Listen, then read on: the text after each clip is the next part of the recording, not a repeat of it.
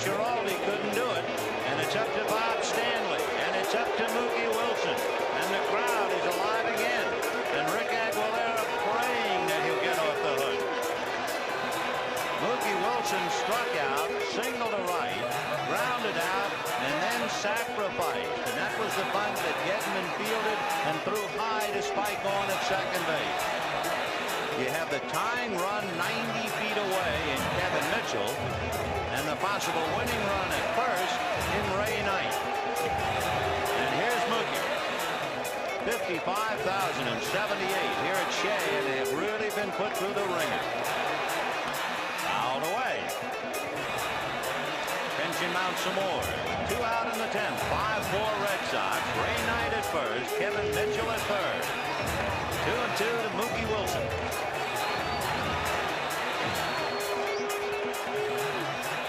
And it's going to go to the backstop. Here comes Mitchell to score the tying run. And Ray Knight is at second base.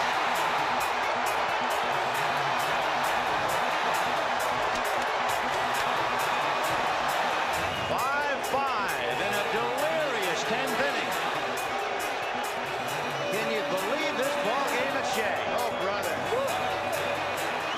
So the winning run is at second base with 2 out, 3-2 to Mookie Wilson. Little roller up along first, behind the bag. It gets through Buckner. Here comes Knight, and the Mets win it.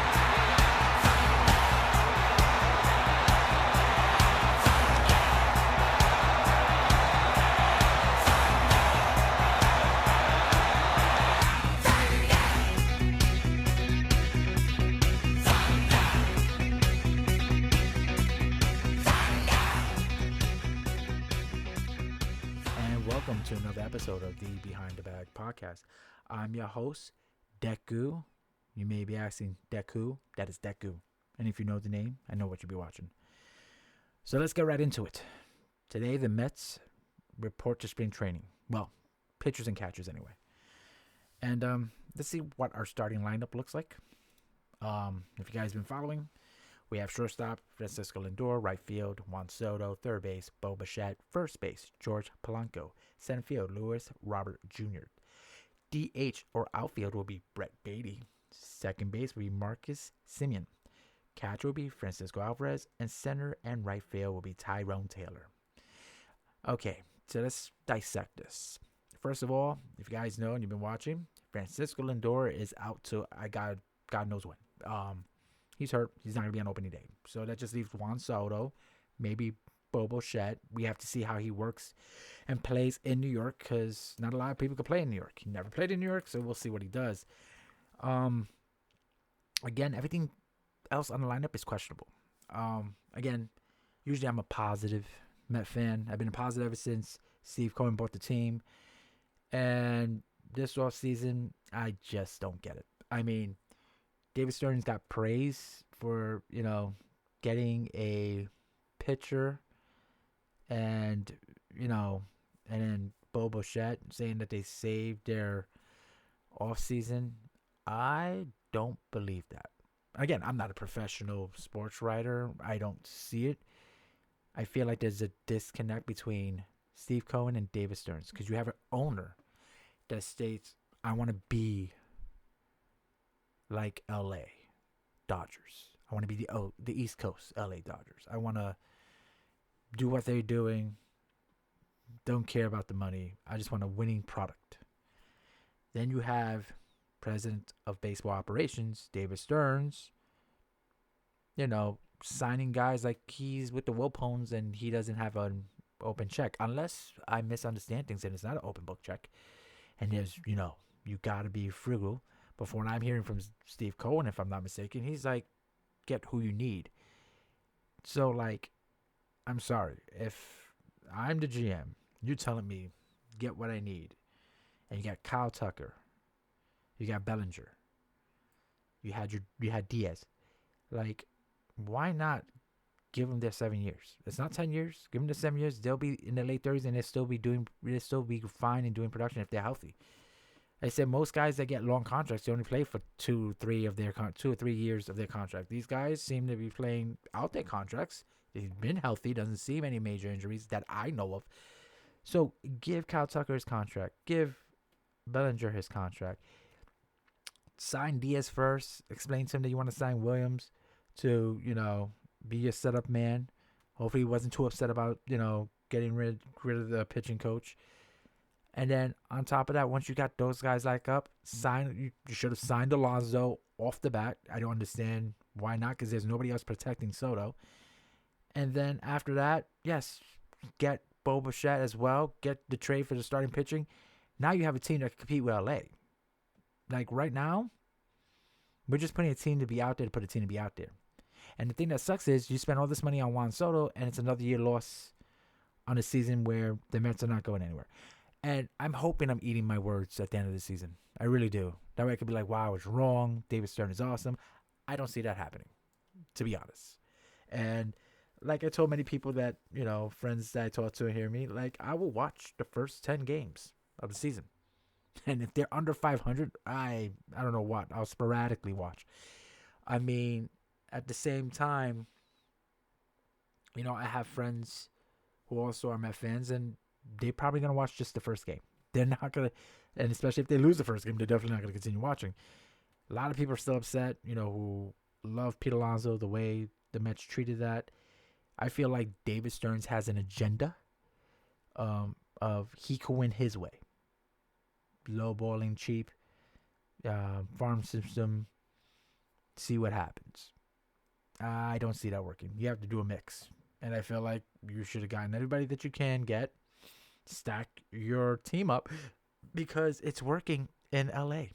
It's proven that the Dodgers are kicking ass day in and day out. 2 World Series already, to the Mets, none. And then Steve Cohen said he wanted a World Series in 5. We are in year 6 of his ownership.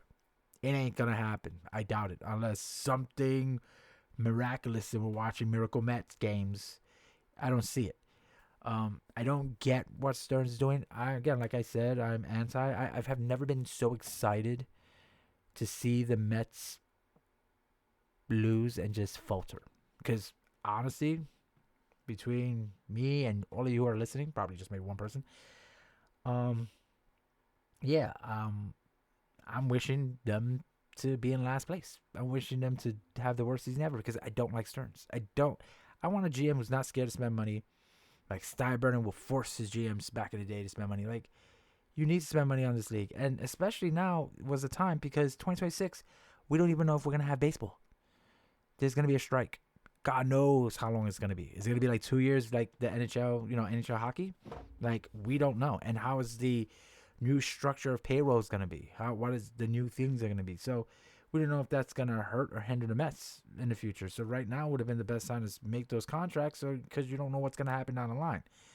And again, I don't see anything happening that shows that the Mets are going to be contenders. Like, again, Atlanta had a bad season last year. I don't see that happening again this year. The Marlins are up and coming. I mean, the Nationals are still finding their ways, but you never know what's going to happen this season. But we got potentially 3 teams in our division alone that's just between the Atlanta Braves, the Philadelphia Phillies, and the Marlins. They're going to be in our way. And 2 of those teams always give us a headache. 2 of the 3. And actually, you could say 3 of the 3, because the Marlins were the ones that eliminated us once again, like they did in 2006 and 2006 and 2007. They did it once again last year, eliminated us from the playoffs. And it was a win. Like, Cincinnati didn't even win their game. We just needed to win, and we couldn't even do that. So, like, again, I think it's going to be many, many years. A friend of mine at work, I even asked, he was like, do you think I would see a World Series before I die? I'm like, if David Stern is still the GM or president of the baseball operation, no, I don't see it. Again, I'm hoping all my negativity turns to positivity and maybe, reverse ship. And I eat my words. And I'll be the happiest person to eat my words and say I was wrong and everything else. I just don't see that happening. I don't see what other people see. I don't see what these news writers see. And the same thing with the news writers. Like, have you ever noticed that they'll say one thing and say one thing, like it could be negative, like this guy doesn't have it, this guy doesn't have it, and then one day you can't deny that he doesn't have it. And then they talk like they knew he always had it. Oh, he was great. I feel like it's the same thing. Like they don't know much more than we do. They may put a little spice and pizzazz in their presentation, but at the end of the day, I think they just know as much as the average person. Like nobody knows anything better. So like them saying, oh, they did a great off season and the daily news, I don't see that. Like you failed. You let guys there trying to bring them to you and thinking that it was going to do another Pete Alonso situation where nobody was going to have a market, and teams were actually paying for players. And you lost out on Bellinger to the Yankees. You lost out to Tucker to the Dodgers. Like, bro, like, what are we doing here? What are we doing? I don't get it. Again, I'll be there opening day, watching the game, and see what they do in the first game, but I don't really have high hopes. And it'll be interesting to see if through this year, as I try to do this podcast during the season, if my tone changes and something miraculous happens. But I don't see anybody stepping up, helping Soto in the situation. Again, there's a lot of question marks up and down this lineup. And I don't know where you go from here. Like, again, it seems, especially if we have another losing season, or what, we had a winning season. But it's let's say, again, we have a winning season, but again, another season where we don't make the playoffs. Even if we make the wild card, which is still disappointing, you spend all that money for Soto for what? To make wild cards? Like, we should be dominating our division. Like, again, I don't think the Phillies are all that great. Atlanta isn't either. These are the years that we're supposed to be dominant, and we're not. Philly is. And it's sad. And, like, I really don't know where you actually go and find. I mean, maybe the nice little diamond in the rough, you could say. Nolan McLean comes up and he dominates. We'll have another Syndergaard or maybe better. But other than that, I mean, I have no idea what they're thinking. I don't think Chaminade is going to have a great season. He didn't have it last year. Unless he shows that was a fluke the year before last year, like because he was injured. I don't see anything happen. I mean, we do have Freddie Peralta, but at the same time, can he play in New York? Like, it's big pressure over here. And I don't get it. Like, I really don't get how everybody else's last days go throughout the states and other teams. And the media is not as bad, that it's lax compared to here. I guess because I don't live in other states. But really, like, it's sad. Like, we're up. What is it? What's the saying? We're up a creek without a paddle. I guess that's the saying. I don't even know if I'm saying the saying right. But at the end of the day, we're just between a rock and a hard place. I got that one. Like, I don't get where we go. I just can't see any lights at the end of the tunnel. Unless I see them winning for unexplained reasons. I mean, it's going to be interesting. Like, again, like I've seen David Stearns and the players that he's picking up. Seems like he's picking up players that he picked up when he was a GM at the Brewers. And he's trying to get those players to the Mets. And then taking guys from the Yankees. Like, okay, majority, if I'm thinking, the guys from the Yankees, I don't think the Yankees really wanted them. So it wasn't really a freaking steal. So, I mean, again. And then the Yankees are going to come back, and supposedly they're starting pitching are all going to get healthy. So they should be an interesting team to watch, as always.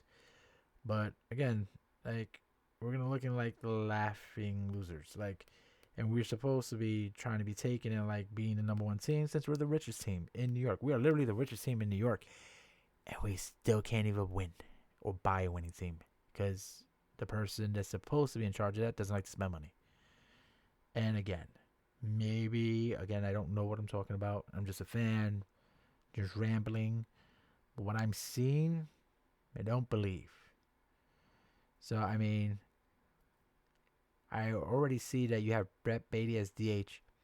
I mean, if he's DHing every day, maybe his bat will stay consistent. But other than that, if he doesn't play enough, he's not going to get any better.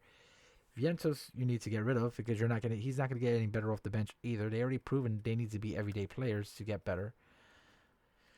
And everybody else is questionable. Like I said, like I don't know. Like I even don't know what's up with Kodai Senga. Like, is he even? I mean, the rotation looks like Fetty Pietro, Nolan McLean, Sean Mania, Clay Holmes, David Peterson, and Senga. I believe Clay Holmes can have a better year, especially the second half since his first full season as a starter. Okay, McLean had several good games. We'll see if he carries over. But everybody else up and down that DAG rotation is questionable. And there's a lot of questions of seeing what's going to happen when it happens. But we'll see what we do. We see what's going to come to fruition. But yeah, I just don't know again where we're going to go this season. I mean, I'm excited that baseball's coming back, getting out of this wintry mess in New York where it's just snow, and more snow. I'm really sick and tired of snow and want some springtime wonder weather. But yeah, it's going to be interesting. Opening day should be, I think, March, if I'm not mistaken. I think it's going to be March 26th, if I am correct. But I know it's sometime in late March, which I don't know if it's going to be warm either. It's going to be quite cold. Maybe. The way this weather's going. And it's like, I mean, like, yeah, March 26th, like I said, 1:15 p.m. game on a Thursday. We'll see if we get lucky. Maybe we get 60-degree weather at 1, but I don't know. But maybe we'll get the win and start 1-0 in first place. But we'll see. But again, I don't know. The season is a mystery in life. And past is history. Right? Season's a mystery. Past is history. But the future.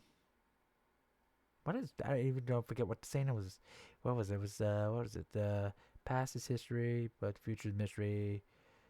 But today is a gift. That's why they call it a present. I guess that's what I was trying to go with the Mets. Hopefully they give us a gift. I mean, again, just thinking out loud and hoping that this gives me some kind of outlet. Like, again, I don't want to be like those rampant, you seeing those image on Twitter or TikTok as Met fans going nuts because they lost and this and that and the third. I'm not that type of Met fan. I don't like rage. I don't like negativity. But I am kind of funny because I am being negative. And it's upsetting, I guess. You know, it's like you're still hindered on what you're doing. You're still stuck at trying to get the right thing done. And it sucks. It really does. And you're just trying to do the right thing at the right time. And I guess that's the situation we're in. Just, we got to wait and see. Wait and see what happens. And I'm just flabbergasted right now. I'm at the end of not knowing what else to say. Just a disappointing off season.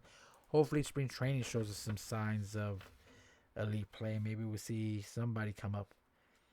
But other than that, again, it's going to be interesting in seeing how long will this podcast long where I just don't give a crap anymore. And I'll just say F this season. But only time will tell, as always. It was a short podcast.